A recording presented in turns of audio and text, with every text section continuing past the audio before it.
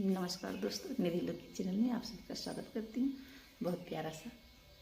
शिव भोजन लेकर आए हूँ। अच्छा लगे तो प्लीज़ कमेंट करना, गीत कैसा लगा प्यार दुलार देना चैनल पर। काशी के रहवैया हमार शिव, काशी के रहवैया हमार शिव, हमरे शिव जी के आँख नहीं है, हमरे शिव जी के आँख नहीं है, सबसे तेज देखवैया हमार शिव, सबसे तेज देखवैया हमार शिव,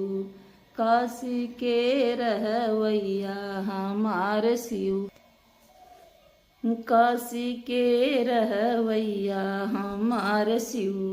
काशी के रहवैया हमार शिव, हमरे शिव जी के कान नहीं है,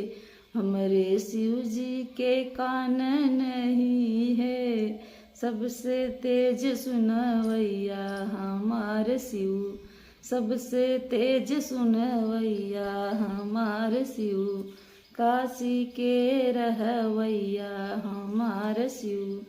काशी के रहवैया हमार शिव, हमरे शिव जी के हाथ नहीं है, हमरे शिव जी के हाथ नहीं है, सबसे तेज लिखवैया हमारे शिव,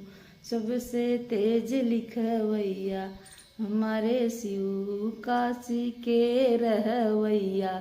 हमारे शिव, काशी के रहवैया